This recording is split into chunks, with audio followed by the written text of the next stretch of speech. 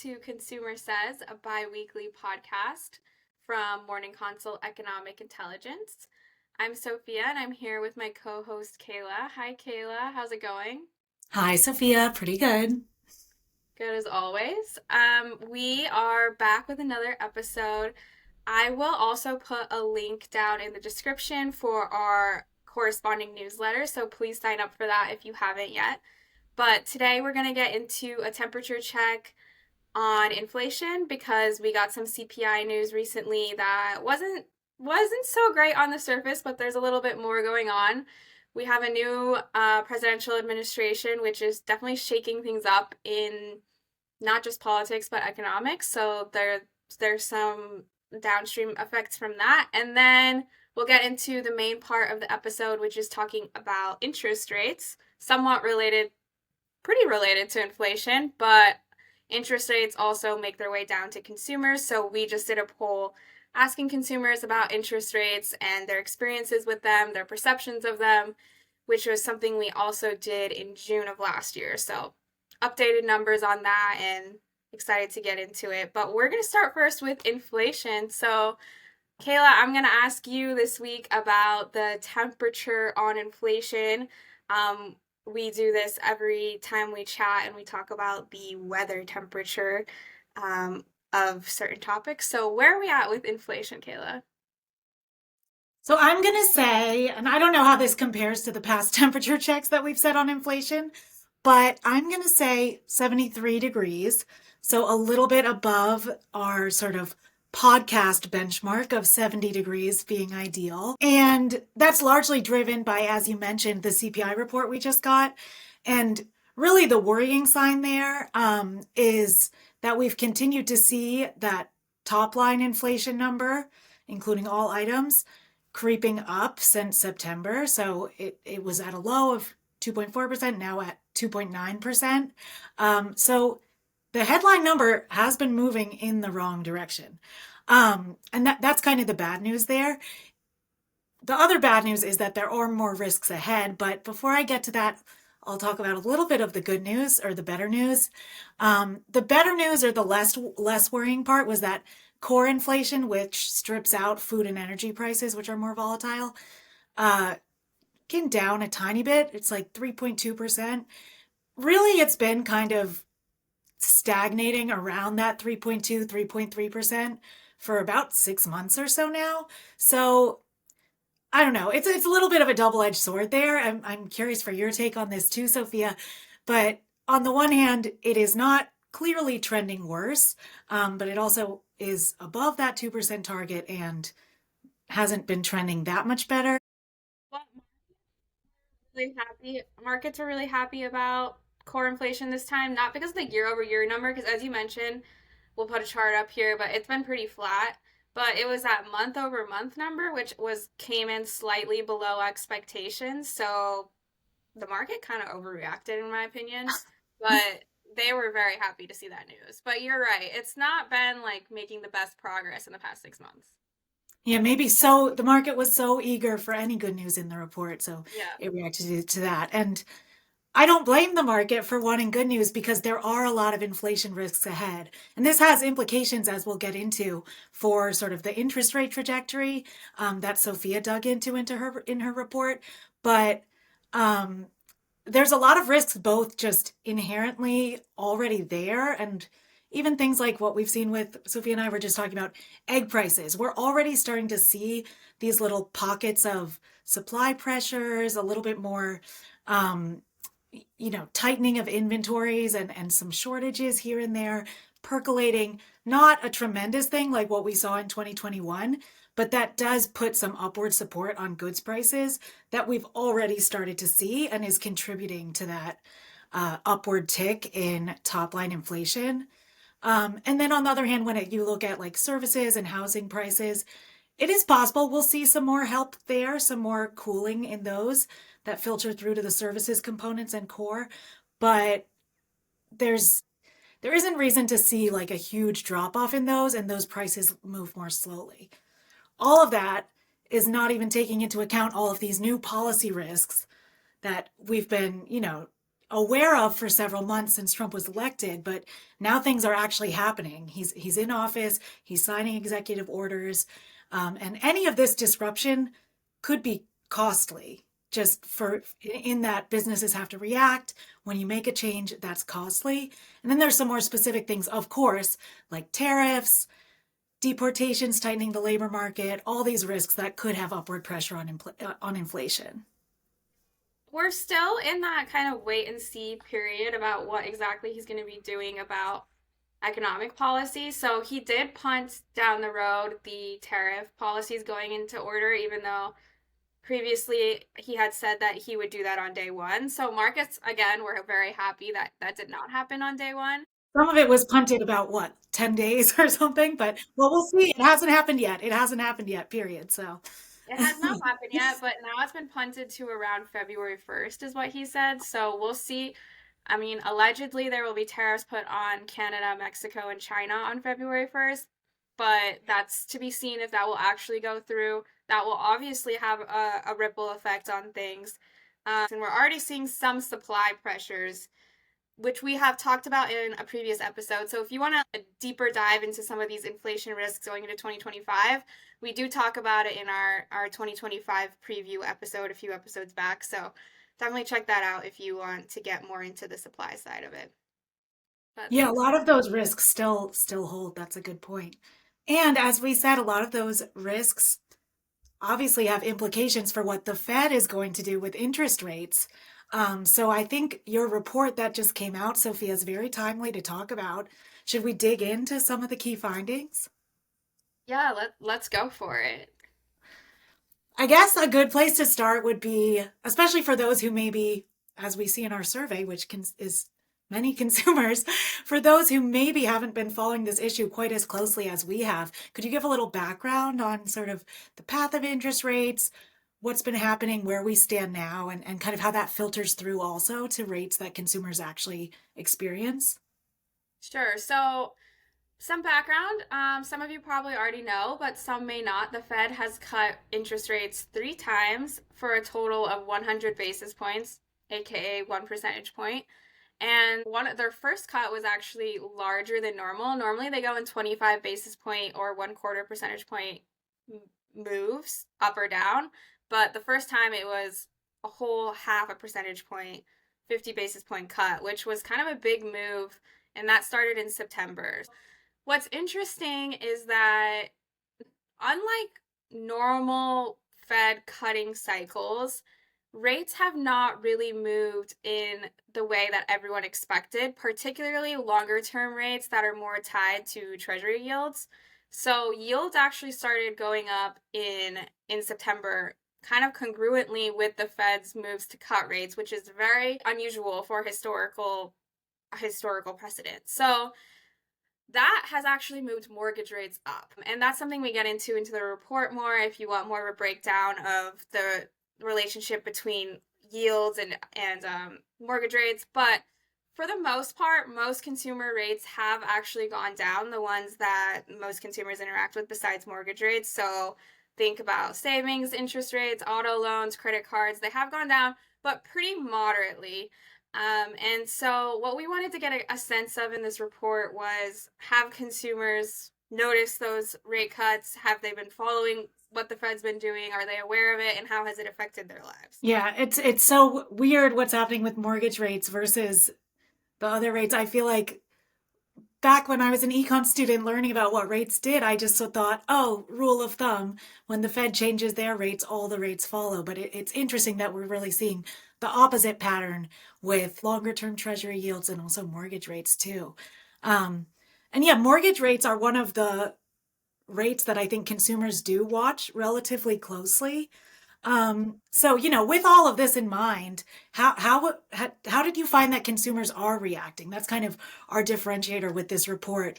And the answer that we wonder, or the questions we wonder about a lot. So, how is this feeding through to consumers? You read about Fed rate hikes in the news, but what does that mean in the real world in the consumer experience? So, there's a few ways to get a sense of how consumers are reacting to things. One way is just by asking them where they think interest rates are. So in June, when we last ran the survey, we asked consumers, how would you assess the current level of interest rates? Are they too high? Are they much too high? Are they just right? Or are they low?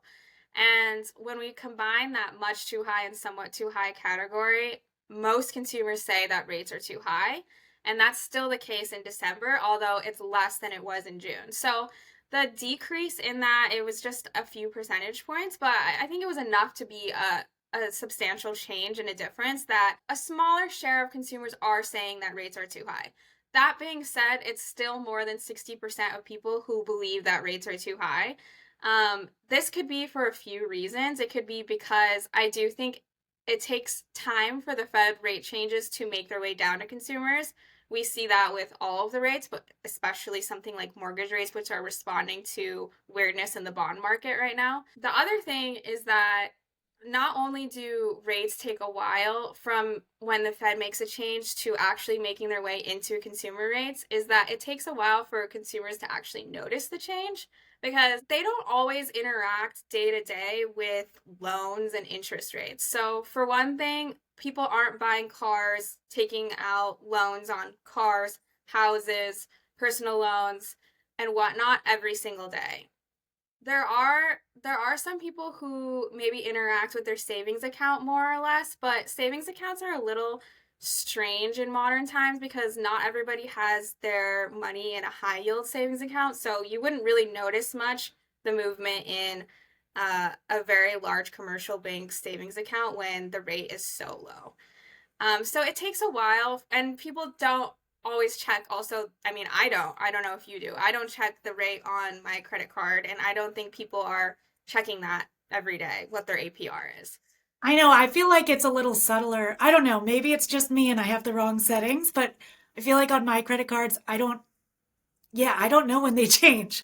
It seems like you have to kind of go out of your way to find it. So anyway, all of those things kind of make it so that it's not it's not easy, or it's not apparent for people every day where interest rates are unless they're maybe following the news and following these things closely, because they might not notice the changes themselves in these various rates. And that's something that we actually saw in the results as well. We saw that people, when we asked them about specific kinds of consumer interest rates, like the ones I mentioned, auto loans, mortgages, etc., they didn't really notice a decrease, even though there has been a decrease in most of them, besides, as we mentioned many times, mortgage rates. That's really interesting. And I think, yeah, that's a good point. The number of sort of touch points and exposures you have to these rates as a consumer, that contributes to the delay or in some cases, how quickly you notice these changes. And I think that had implications too for sort of which groups of consumers were more likely to say they noticed changes in interest rates, right? Yeah, so this one was actually a little bit confusing because, as you mentioned, it does affect different groups differently. And this is something we also saw in our June results. But millennials were the most likely to say that high rates affected their household finances. And it was something greater than 80% of millennials say that high interest rates have affected their finances. This actually makes a lot of sense when we think about how different demographic groups are interacting with the economy, because millennials, they're in their prime working years. A lot of them are starting families, so they are more likely to be needing to take on various kinds of debts. Maybe they need to upgrade to a minivan or take out an auto loan for some other reason. Maybe they're the ones who are buying houses right now, even though a lot of people don't think it's a good time to buy. Sometimes you have to, depending on your familial circumstances, and decide maybe you don't want to wait for mortgage rates to come down. Maybe you don't want to wait for prices to come down. So I think a lot of those millennials are more likely to maybe want to buy a house and have a mortgage. So those rates affect them more. And then we also have seen time after time, Gen Zers and millennials are more likely to have student loans. Student loans are a little different because a lot of people have federal student loans and maybe fixed rates, but if they do have a variable rate, that could also affect them. So it does make sense that they're the ones who are most affected by it. But what is strange is that they were one of the groups who were least aware of the fact that the Fed had cut rates in December. What do you attribute that to? I think that's so interesting. And I know Gen Zers also were down there, right? As younger Yes. adults Yeah. in general. And I thought that was interesting too, because baby boomers weren't they the group that had they were generation wise at least they had the least impact on their finances, Hmm. or they reported the least impact on their finances, but they had pretty high awareness. So Hmm. yeah, what is leading to this, do you think?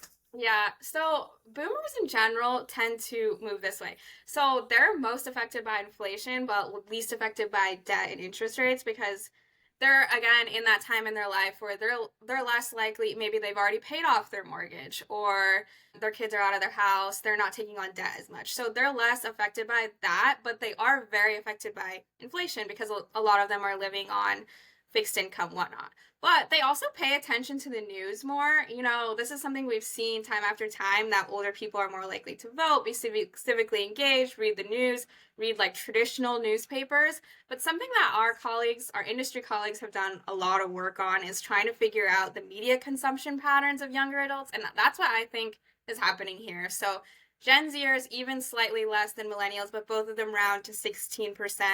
Only 16% of them knew that the Fed had cut interest rates in December. I knew that most people don't follow what the Fed does, so I was expecting the number to be low for all adults, but I was still kind of surprised that, especially for those millennials, that number was so low, 16%, when they are the most affected by interest rates right now in terms of their household finances. So I think this kind of speaks to a broader trend that we've talked about a lot in our memos and our podcasts of how people are consuming economic news and how that is affecting their sentiment. And it does kind of explain a lot. I don't think maybe that they're following traditional news sources as much like CNBC, Wall Street Journal, Bloomberg, where you might be seeing the Fed's every move. I mean, we see it in our face every day, but if you're getting your news primarily from social media and you have a curated feed, you might not be getting any sort of news on interest rates or what the Fed is doing. What do you think? Yeah, that's really interesting. I know now I'm thinking, what about these algorithms decide that inflation is so exciting, but interest rates are maybe not so exciting? Because I think, with a lot of if they're getting their news on social media, I guess it's kind of how popular is the topic is how much they're going to see it, right? People are seeing the cost of eggs for sure because that seems to be something that there's Yeah, a lot that's of hot. Fed moves not so much, but I mean, for yes. us they are, but Yeah, but I do think it was interesting that most consumers haven't really noticed a change in rates. Most think that rates are too high, and most are still saying it's affecting their household finances. This could be because they are still much higher than they have been historically, and I think there's also a lot to get into historically. We had rates near zero for a very long time, and I think people got used to that. So there's also an element of people just don't want to swallow mortgage rates at 5, 6, 7% when they think it's normal that mortgage rates were 3% for such a long time. And that's not really, I don't think that will be normal again for a very long time. and it's interesting because as we're seeing, we're taking sort of, a pulse check on consumers and how they feel about interest rates. And as you said, many think that they are still too high. This is coming at a time when, as we talked about at the beginning of the episode, inflation risks are kind of picking up, and markets, maybe some economists might be worrying that interest rates maybe will need to stay higher for longer. I don't want to jinx anything, but I've even heard about, some people have even mentioned like rate hikes coming back, with all these inflation risks that are coming up. A year is a long time. So a lot can happen in a year. And it's very possible that the Fed will need to keep rates steady or increase rates depending on what happens in the next year. And because, we're already just not even a few days into the new administration and so much has been changing and moving rapidly. So it's hard to predict out 12 months ahead what's going to happen. So you're right. Some people do think it's possible they do increase rates. The market expectation now is only like only a 25 basis point cut, which is just one rate cut for the entire year.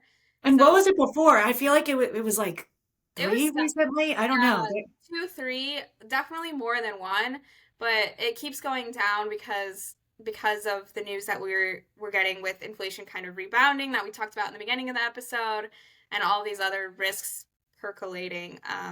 But it will be interesting to see how it plays out. And I'm curious, we should run the survey again to see if maybe a little bit of time lets people feel the change in interest rates more. Maybe they will just come down naturally with the Fed's moving into consumer rates more fully. And maybe it will just take time for them to take them in. But it could also not. They could also just be, again, as I mentioned, bothered by the fact that rates are, maybe the natural rate is just higher now than it was before. Yeah. Yeah, I'm curious too. In a few months, and you're right, we should test this hypothesis. A few months from now, is it just that, like, are we seeing these high levels of consumers unaware of rates coming down, unhappy with where rates are? Is that because of the lag in it entering their consciousness? Or, especially if the Fed does hold rates where they are for a while, is it, sort of the static way that sentiment will be as long as rates are where they are? We'll see. And the other thing I'm curious is how it will continue to affect spending. So our respondents say that it has affected their discretionary spending the most. So think of spending on things that are non-essential and fun. So high rates have made them make choices so that they're not spending on fun things as much in their budget. This is kind of difficult to parse out with some of the more aggregate spending data, because we have seen consumers spending on the aggregate level more than expected and continue to be pushing the economy forward. But when we look more on a demographic level, it makes a little bit more sense. So those who maybe are more debt saddled, who are delinquent on their loans, who have ridiculously high mortgages to pay every month because rates are so high, they're probably the ones who are cutting back on non-essentials. And if rates continue to be high, that might become worse. So that's another thing that we need to keep an eye on.